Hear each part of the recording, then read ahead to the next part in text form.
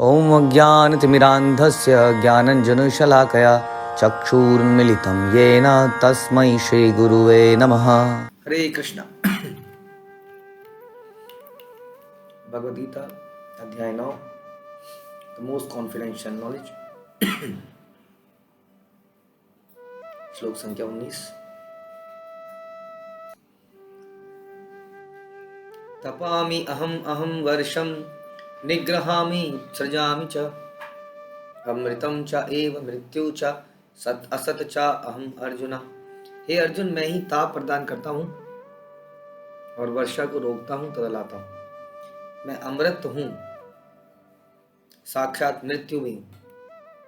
आत्मा तथा पदार्थ यानी कि सत तथा असत दोनों मुझ में ही हैं। तो जैसा हम सुन रहे हैं कि इस अध्याय में विशेषता भगवान अपनी ऑपुलेंसेस के बारे में बता रहे हैं, अपनी शक्तियों के बारे में बता रहे हैं। और क्योंकि अर्जुन उनका एक बहुत परम मित्र है, भक्त है, सरेंडर्ड सोल है, ईर्ष्यालु नहीं है, श्रद्धालु है, इस कारण से वो अपने बारे में सब कुछ बता देना चाहते हैं। ऐसा लगता है कि भगवान सारे रहस्य खोल देना चाहते हैं। और कहीं ना कहीं भगवान ये बता रहे हैं कि जो भी तुम अपने आसपास देखते हो उसका कारण मैं ही हूँ। ये हमें समझना चाहिए। जो भक्त होता है, जिसका हृदय भगवान के प्रति प्रेम में रत हो जाता है, वो हर चीज़ में कृष्ण को देख पाता है। यहाँ भगवान बता रहे हैं कि कैसे आप देख सकते हो। तो सबसे पहले तो भगवान बताते हैं कि ताप जो प्रदान करते हैं मैं ही हूँ। हम देखते हैं कि हमारे घर में गैस चलती है, एनर्जी, उसका बिल आता है। हम देखते हैं अक्सर बिजली चलती है, उसका बिल आता है। उसके अलावा हीटर चलते हैं, कई चीज़ें हमारे घर में चलती हैं जिसके लिए हर चीज़ के लिए हमें कहीं ना कुछ देना पड़ता है। और सोचने का विषय ये एनर्जी कहाँ से आती है। अगर हम साइंटिफिकली पढ़ें, साइंस जो लोग पढ़े होंगे, साइंस बैकग्राउंड के होंगे, वो जानते होंगे कि साइंस कहती है कि सारी एनर्जी का सोर्स जो है सूर्य है।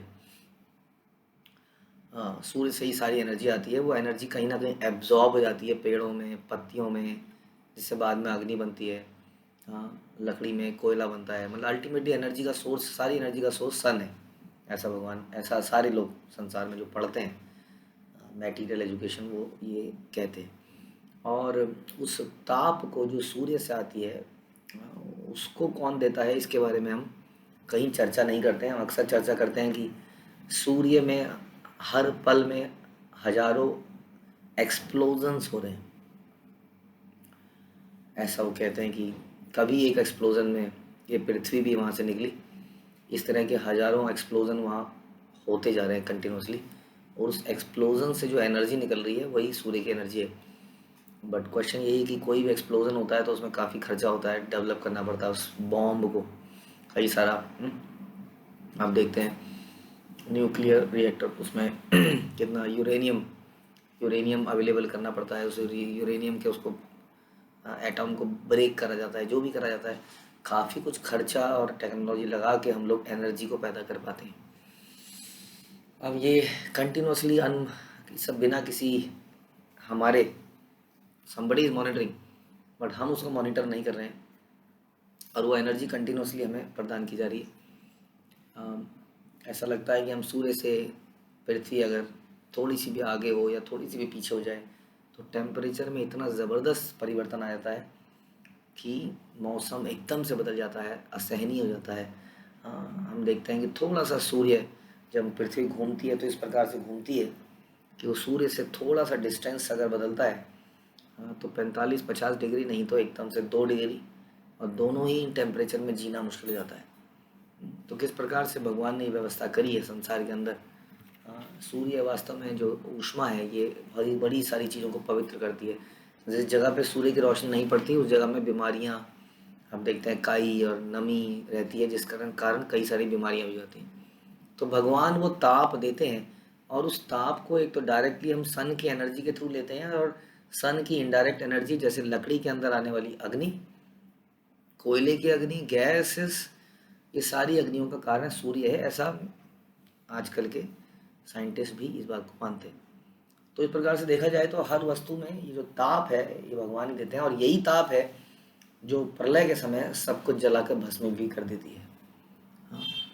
तो ये भगवान की शक्ति है। अदरवाइज तो बड़ा ही आसान काम लगता है मुझे कई बार, जब 45 डिग्री, जरा सा परिवर्तन आने पे 45 डिग्री है, थोड़ा सा और परिवर्तन लाया जाए तो 100 डिग्री हो जाए तो सब खत्म हो जाए। हम्म? तो इसलिए संसार को समाप्त करना भगवान के लिए कोई बहुत बड़ा काम नहीं है। लेकिन वो जीवात्माओं को एक मौका देते हैं, यहाँ पर हम जैसे लोगों को हम वो ताप प्रदान करते हैं, क्योंकि हमारा शरीर इस प्रकार का बना है कि इसको जैसे हम देखते हैं शिला प्रभुपाद के साथ में, जब शिला प्रभुपाद विदेशों में गए तो बहुत बीमार रहने लगे। उन्होंने कहा मेरा एक ही इलाज है, भारत में जाके मुझे धूप की आवश्यकता है। कितने आजकल नेचुरोपैथी के लोग कहते हैं कि आप सन में बेदिंग कीजिए अर्ली मॉर्निंग में, विटामिन डी और न जाने कौन कौन सी शक्तियाँ आपको प्राप्त होंगी अर्ली मॉर्निंग में अगर आप सन पे रहें तो। हाँ, तो वहाँ से भी हम देखते हैं कि कितने रोगों को भी दूर करता है। तो ये ताप देने वाला कौन है? वास्तव में भगवान कह रहे हैं ये मैं प्रदान करता हूँ, और हम बहुत ही सस्ते में इस ताप को ले लेते हैं, इस एनर्जी को यूज़ करते रहते हैं। हाँ, हम जानते हैं कि energy can never be created और नॉट बी डिस्ट्रॉयड इत्यादि, लेकिन ये एनर्जी आई कहाँ से संसार में? हाँ, वही आई एनर्जी उस एनर्जेटिक के थ्रू। तो ये समझना पड़ेगा, क्योंकि हमने तो नहीं बनाई, है ना। उसके बाद भगवान कहते हैं कि मैं वर्षा को भी लाता हूँ, रोकता भी हूँ। उसी प्रकार वर्षा भी बहुत बड़ा एक हमारे पास जीवन का कारण है। ये पानी जो है वर्षा के कारण आता है, नदियों में आता है, ग्लेशियर्स के ऊपर गिरता है, वहाँ पे बर्फ़ बन जाता है, स्टोरेज हो जाती है, और स्टोरेज धीरे धीरे बर्फ़ का पानी पिघलता है नदियों के माध्यम से, और होते हुए सारे संसार में नदियाँ घूमती हैं, लोगों को पानी अवेलेबल कराती हैं। और एक बड़ा जलाशय समुद्र के रूप में अवेलेबल है, जिसमें से भाप बन के उड़ता है। एक बड़ा पानी का स्टोरेज ग्लेशियर्स में है। इस पर कितनी पानी की स्टोरेज कर रखी है, और ये सारी स्टोरेज भी भगवान के द्वारा है। अगर हम इसको बड़े ध्यान से स्टडी करते हैं तो हमें समझ में आता है कि there is a perfect system, जिसके माध्यम से ये पानी, मीठा पानी अवेलेबल कराया जा रहा है। फिर खारे पानी की व्यवस्था है, जो कि पानी को प्रिजर्व करके रखता है लॉन्ग टर्म पे, और फिर वर्षा के रूप में वो जगह जगह पर गिरता है। और यही वर्षा है जो संवर्तक बादल के रूप में प्रलय के समय बरसता है। हम सुनते हैं श्रीमद् भागवतम में, गोवर्धन लीला में, कि किस प्रकार से जब इंद्र ने संवर्तक बादल को वृंदावन के ऊपर गिराने को बोला, तो हम पढ़ते हैं कि एक एक बूंद ऐसी थी जैसे कोई बड़ा सा खंबा नीचे गिर रहा हो। एक खंबा अगर गिरता है तो कितने लोग मरेंगे उसमें, सोचिए। एक बूंद जब ऐसी होगी तो कितने घर उसमें एक बूंद में डूबेंगे, है ना। हम सुनते हैं कई बार कई जगह बादल फट जाते हैं, बादल फटने से एकदम से तहस नहस हो जाता है। पानी में अपार शक्ति है, हम इसको सोच नहीं पाते हैं, अपार शक्ति है। पानी के माध्यम से कितने एनर्जी डेवलप हो रही है आजकल, हाइड्रोलिक।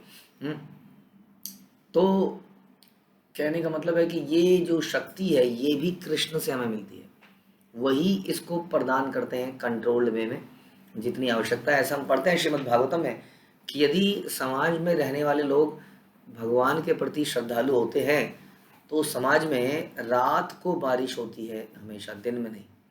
ऐसा हम युधिष्ठिर महाराज के प्रसंग में सुनते हैं कि युधिष्ठिर महाराज जब थे तो रात को बारिश हुआ करती थी, जिससे क्या होता था, पानी की सप्लाई पूरी हो जाती थी।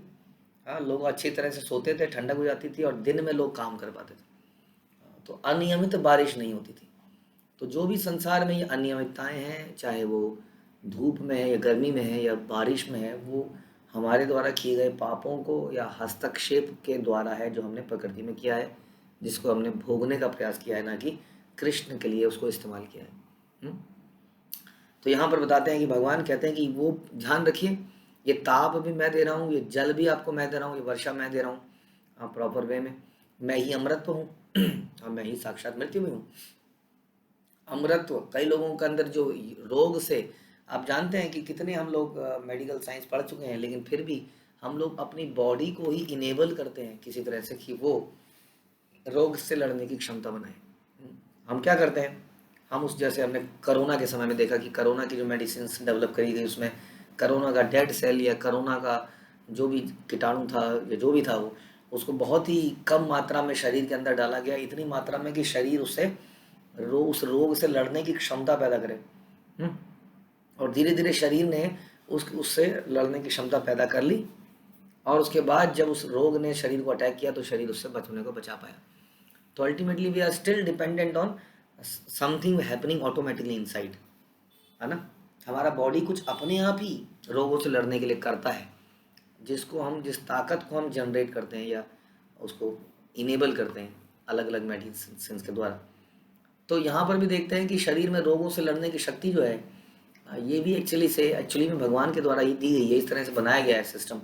और कितनी सारी दवाइयाँ, आयुर्वेदिक चीज़ें, संसार में नेचुरल चीज़ें अवेलेबल हैं जो कि जिसका ज्ञान अब ख़त्म होता जा रहा है ऑल दो आज की डेट में। लेकिन वो चीज़ें अवेलेबल हैं। जैसे हम देखते हैं कि लक्ष्मण जी है बेहोश हो गए और उनको संजीवनी सुंघाई गई और वो फिर से ठीक हो गए। और ऐसे कितने दृष्टांत हम सुनते हैं जिसमें कि इस प्रकार से किसी इवन मृत व्यक्ति को जीवित करा गया। तो ये जो अमरत्व है ये भी भगवान देते हैं। और सारी की सारी दवाइयाँ अवेलेबल होने के बावजूद भी कई बार कोई व्यक्ति मर जाता है, उसके पास सारे के सारे इलाज हैं, महंगे से महंगे डॉक्टर हैं, हॉस्पिटल्स हैं, लेकिन वो अपने आप को बचा नहीं पाता। क्यों? क्योंकि साक्षात मृत्यु भी भगवान है। इसलिए हम कहते हैं कि राखे कृष्ण मारे के और मारे कृष्ण राखे के। यदि कृष्ण मारना चाहेंगे तो कोई बचा नहीं सकता है, यदि कृष्ण रक्षा करना चाहेंगे तो कोई मार नहीं सकता है। इसलिए अमरत्व भी कृष्ण है और साक्षात मृत्यु भी कृष्ण है। आत्मा और पदार्थ, आत्मा सत है, पदार्थ असत है। सत होता है जो हमेशा रहती है, आत्मा क्योंकि हमेशा रहती है। पदार्थ हमेशा नहीं रहता, पदार्थ मैनिफेस्ट होता है और फिर से चला जाता है। ध्यान रखिए, पदार्थ का मतलब है ये भौतिक संसार पदार्थ से बना है। पृथ्वी, जल, वायु, आकाश। गोलोक वृंदावन धाम में भगवान के वैकुंठ में मैटर नहीं है, एग्जिस्ट नहीं करता है। हमें ऐसा लगता है कि मैटर के बिना संसार कैसा चलेगा, बनेगा।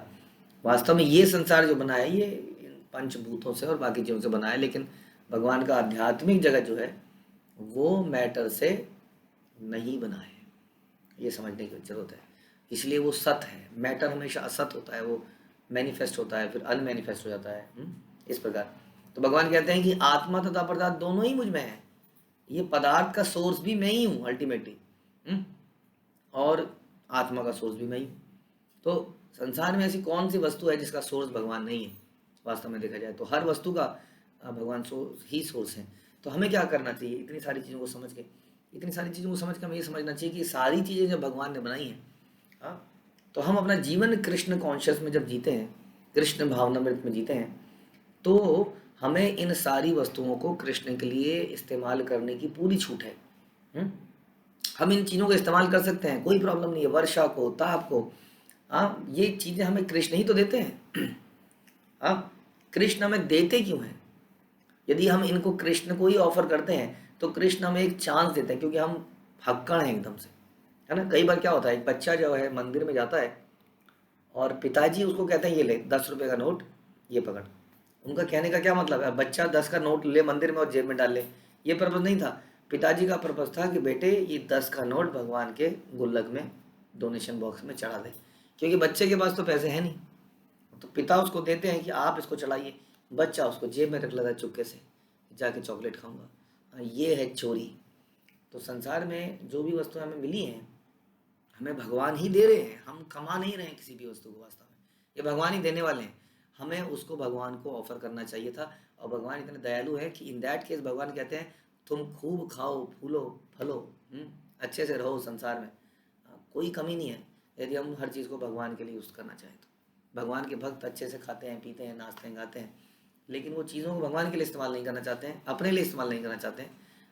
वो उस बच्चे की तरह है जो उस पैसे को लेके भगवान के डोनेशन बॉक्स में डालते हैं, और भगवान इतने दयालु हैं कि उसी को पलट के वापस कर देते हैं।